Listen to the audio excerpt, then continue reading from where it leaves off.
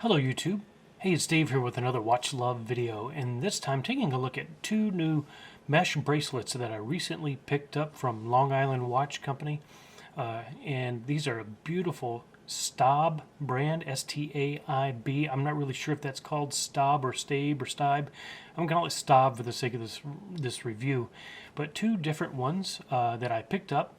And I have gone through the process of buying and in some cases wasting money on mesh bracelets, and I decided to finally go all the way with one of the best brands that you can get. And I want to tell you whether I thought today that that was a worthwhile purchase or not, and kind of where a higher end mesh bracelet might work for you. I've always loved the look of mesh. I always thought mesh was a very elegant, slightly retro, great alternative.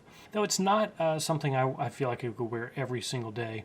Another part of this was when I bought my Aqua Terra a few weeks ago, it was really between this beauty and the Breitling Super Ocean Heritage that comes with a beautiful, polished, finely woven, heavy-duty mesh bracelet. And I really liked the look of that. So when I did, I thought, you know, one thing I could always do is this piece here, the Christopher Ward, would sort of be my Breitling substitute. You know, with the right beautiful mesh bracelet, it could really kind of have that Breitling Super Ocean Heritage look. This is the STAIB 2784, fully polished. It also comes in brushed and matte and satin finish. This is a 22 millimeter lug width. And what I love about this is I love thickness in the mesh. This is 4.9 millimeters, and it tapers down to 3.8 millimeters, so 5 to 4 roughly. And it has this beautiful clasp, polished, high polished clasp. Not taken the plastic off of this side. Thought I'd keep it on as long as I could do it, but I have on this, and you can see that nice high polished finish. And that's how it'll look once all that plastic is removed. Has a beautiful snap down clasp there and opens up to a really lovely look, as you can see there, the weave pattern. And this the all-important Germany, because STAIB is a German brand. And this piece here retails for $199 currently on Long Island Watches. Interestingly, I only paid $143 for it. I kind of wonder if it was mispriced, because right after I bought it, I looked on their website and noticed it was $200, and that's not what I paid for it. Though there was a sale price on this, but I believe the retail was not $200 at the time. So maybe I got lucky and got a really good deal for this. So $143 was an excellent deal for this beautiful heavy-duty piece. Over here, on the Aqua Terra, I wanted to get a 20 millimeter. So now most of my 22 millimeter watches are dive watches, and so I wanted to go with a thicker mesh like I did here. But with the Aqua Terra, it's a little more of a delicate piece, not quite a diver, and so I wanted to go with a slightly thinner mesh. And this is not too thin. It is 3.6 millimeters, still a heavy mesh. It is again polished, and this again comes in brushed and satin finishes, matte finishes, and this is has 4 removable links here, so 4 of these can come out, and it has a butterfly clasp. Let me see, and I still have some of the protective covering on there, and this also says Germany. Now I only had one problem, and this is something you have to be aware of when you buy a thicker piece like this, is that I almost returned it because I couldn't get this to get far enough in for the spring bars to snap into the lugs. It was almost too recessed, and you can see it's really in there tight. It doesn't hit this top layer of the case. There's a more beveled piece underneath, and it kind of rests right in there, so it is kind of rubbing just a little bit.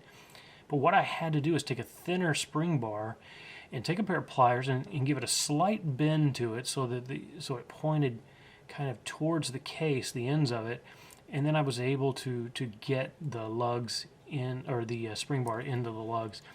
And that doesn't sound very secure, but I haven't had any problem. This is, I mean, really solid as rock. I can't get any wiggle room. And here's the other problem I ran into, and this is where the challenge is when you buy nice pieces like this. And that is that they come with a very narrow range of widths.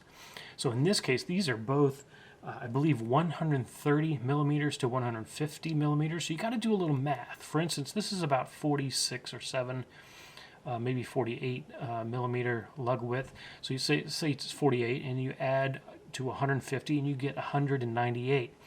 Now the frustrating part is my wrist is 185, so 18.5 centimeters, which is 7 1/4. And the frustrating part is this is too tight on me.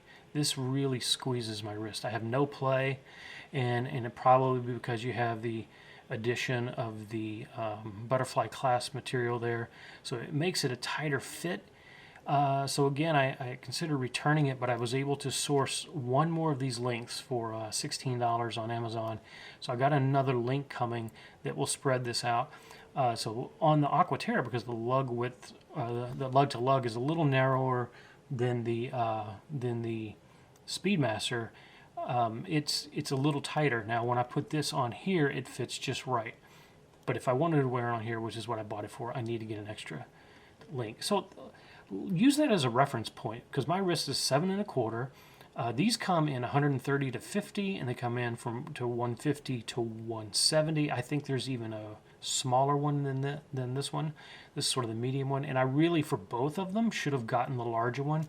If I'd gotten the larger one, what I would have done is taken most of those links out and shortened it up quite a bit. Maybe only had 4 of these links left, and that would have gotten me down to the right size. But I'm even nervous then that it might have been a little too big. I figure 7 1/4 inch wrist, 18.5 centimeter is really right on the borderline between this medium and the large size. So use my wrist as a reference point if you need to, as you think about your size. Again, this is the medium size, the 130 to 150, and because the lug to lug is quite a bit bigger on this one, I think it's closer to 50 than 48. So that gives me 2 more millimeters. And those 2 extra millimeters were just enough to give this a nice fit. I still have 1 extra space to go on here, and only 1. Do I have a space to go in there? I think I'm at the end here. So I got 1 little piece left. So that's all I've got. So I gotta start losing some weight, and otherwise I haven't sized either one of these. So it came 7 1/4 is right at the max. So if you got 7, a wrist of 7 or under to 6.5 perhaps, these will be fine. But over 7 1/4, you definitely want to go with a larger size. And if you are right where I'm at, well, do some real careful measurements. Another trick is to measure your current bracelet from here to here, which is what I did. So that's why I was surprised. That's why this one ended up fitting, because I measured this and knew that this length was going to be just right. In fact, I believe that this measured 148 and this is 150. So again, that counts for that little bit extra space.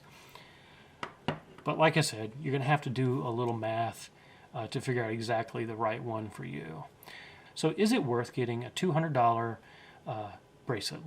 All right, so now we're taking a look at the supply of mesh bracelets you see here on the left. These are the cheap ones. These are 3 of the cheapest ones I've bought. There's a 4th one that I don't own anymore that I'm going to show you pictures of in a minute and kind of tell you what I see as the difference between all of these. So first one we have, this one is polished, 22 millimeters. I bought this one from eBay for $5. I have a review on the channel. This is a watch gecko that I bought, also 22 millimeters, very similar to this. It was close to $40. This one, I believe, was about $35. This was strap code, and this is 20 millimeters, and I wore this for a long time with my Tissot Visodate. Beautiful bracelet to go with that. These are all around 2.6 millimeters in thickness, I believe. These are a little bit thicker than this one, but not by much. And so, hey, nice, and they've done a good job for me. So again, $5, $40, $35, and then let me throw one on the screen here. This is a picture of my Marathon GSAR that I picked up a 4 millimeter watch gecko thick satin brushed finished bracelet, and a beautiful rugged look. And I had that one as well. but I want to tell you kind of the difference. Here's my 2 cents on all this. When you look at this one, $5, what you have is low quality control because you see the mesh is crooked, the actual bracelet is warped, and the clasp is bent, and that's how it came to me, $5. So you get low quality, okay mesh, and a weak clasp. So that's what you get for $5. Over here in the $35 to $40 range, what you get is decent mesh, decent finish, and again, same cheap clasp. And I think in any, $50 or under, you're looking at a fairly cheap mechanism for clasping your band together. So when you get to this, what you get is you get quality from lug to lug, all the way in one end to the bracelet to the other. I think what you're getting with this is not only a thicker, higher quality mesh, but you're getting a beautiful deployant. This butterfly clasp, I think, is ever as good as my Aqua Terra, if not even a little more robust. In this piece here, you have a very robust clasp, and I mean probably the most robust of any watch I've ever owned. I mean, that thing is a rock brick. I mean, beautiful, heavy duty, nice, solid clasp. That's not going anywhere. And so I really think what you're buying when you get into this range, you're getting an extra thickness that I think really makes these watches look better, and you're getting a great secure clasp on both of these. And so here's my final thought on this. Here's what I wish I had done from the very beginning. Most of us have a 22 millimeter and a 20 millimeter watch. Some of you maybe an 18, but most of us have those. And I would just recommend don't do this. Just don't do that. What you need to do is just go ahead and invest. And it might be $150 to $200, but for your 20 millimeter, a slightly thinner mesh, but still thick enough that this really looks hefty. And then the same here on your 22 millimeter, your dive watches get as thick as a mesh as you can buy and as you can stand. I don't think you can get them too thick. I was afraid that might wear too thick, but here's why the thickness works. It works because this watch head is a beast. I mean, you guys have heard me brag about my Christopher Ward. It really is a beast, and this matches it.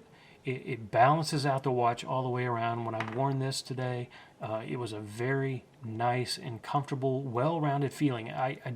It matched the feeling of the original bracelet.